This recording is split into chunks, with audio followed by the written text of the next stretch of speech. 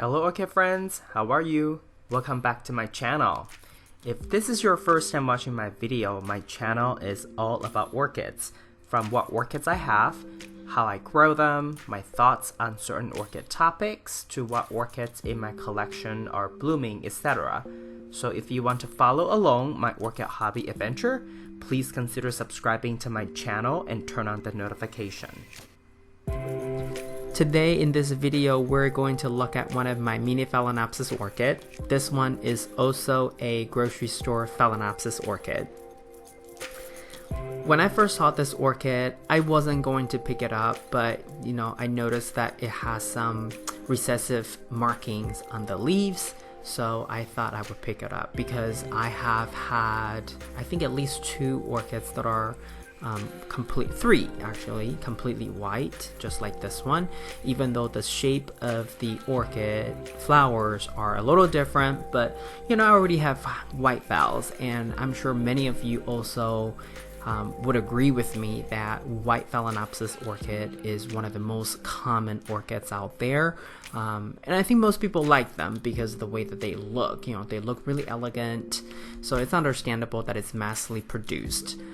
And so I really don't find any, I don't feel white phals are that interesting anymore, but I picked this one up because it was just, it's cute, petite, and then it has markings on the leaves, mottling.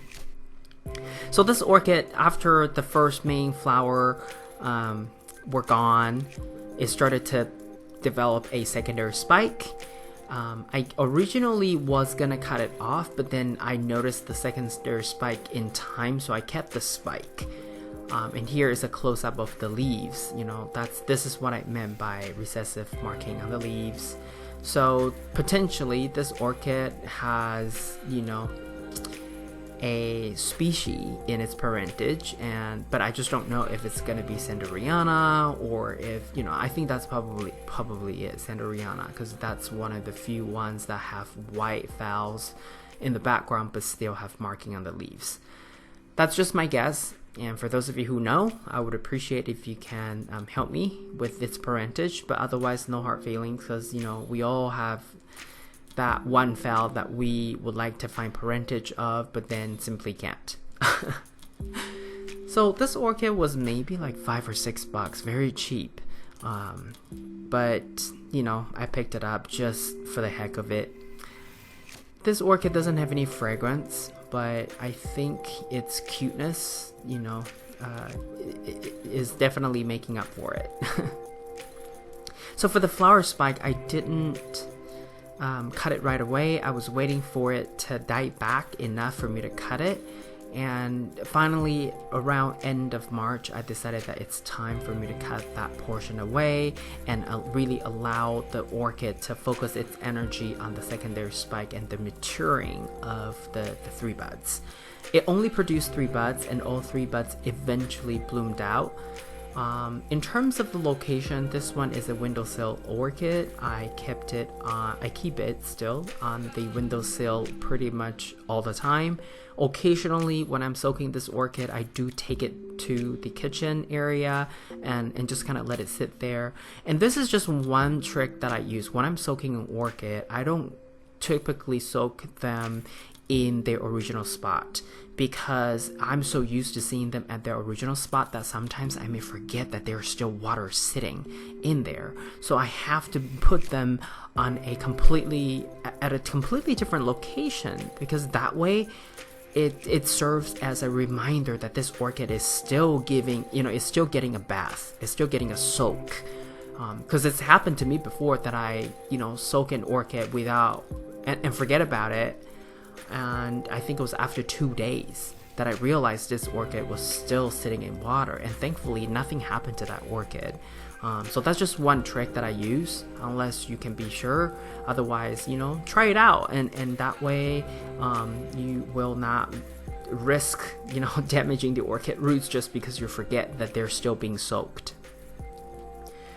This orchid is still potted in its original container. I think that's like a 1-inch cup. It's really small, but because it doesn't have that big of a root system, so I basically continue to use what it came with, so the original container and the original moss. And it seems to be doing okay, because I think the moss was pretty decent when I first pulled it out, just examined it. This orchid also was receiving about quarter cup of water each time, and then the fertilizer that I provided this orchid was also 25% quarter strength. And once a month, toward the end of the month, the last watering cycle, I would use only pure water to soak this orchid, and this is when I would remove this orchid and put it on a on my kitchen counter, or just a completely different place, so that when I see that orchid being out of place, I would remember that this orchid is still being soaked, so that way I don't forget about it. I have a few Chinese subscribers asking me this question regarding mini Phalaenopsis, and that is they feel the containers that they came with are usually totally too small, and they would like to repot them into a bigger container. And my advice always is to really look at the overall size of the orchid as well as its root system. If the orchid still has very small root system, then having too big of a container or a bigger container sometimes do more damage than good. I understand sometimes we want the roots to have more room to grow into. However, having a bigger container than necessary would really, usually, but based on my experience, would kind of, set back the orchid slightly. And by that I mean, when I use a smaller container, typically the orchid takes very little time to adjust to the new cup, the new media, or new location. And if you use a slightly bigger pot, or you overpot it, or try to upsize, up pot the orchid, but then you use the container slightly, just a tad too big, the orchid sometimes just doesn't grow for some time and then slowly pick up its growing pace. I've seen that over and over in my collection. Sometimes I purposely choose a slightly bigger container just to see, and then sometimes I purposely choose a smaller container, and usually most of the time, 8 out of 10 times, the smaller container orchid would have better and faster time to adjust to the new media or new container and immediately grow roots into it. So yeah, like you see here, this orchid was growing new leaves, was blooming, and producing lots of aerial roots at the same time, and they were still growing by the time I finished this video with, and the bloom had already gone, faded away, but the roots were still going, so I knew that this orchid was doing well. But I knew at some point I will have to quickly repot this orchid back into this cup and into the moss media, which I deem still okay and not broken down. So that's exactly what I did. And later in this video, toward the end of it, you'll see how big it's gotten, the top 2 leaves. So the moss was looking okay, so what I needed to do was I simply soaked this orchid really well and make sure the aerial roots are wet, and then I gently press down all these aerial roots to form into like kind of like a bulb, and then I put moss around it and then just gently push them back into this cup.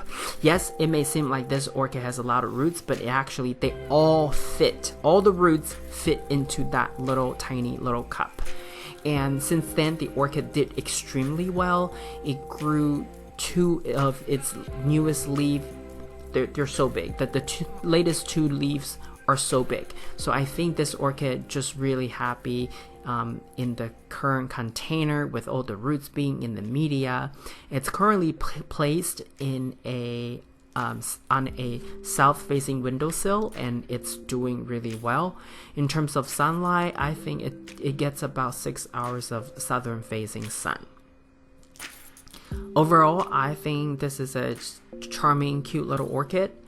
And coming up here, you're gonna see around mid-June, that's when I repotted this orchid so that all the aerial roots are back into the media, and the newest leaf, like you see, is growing very large.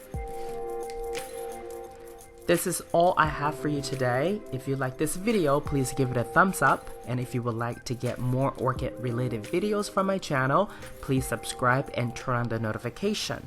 I want to wish you happy growing, and I will talk to you in my next video. Ciao!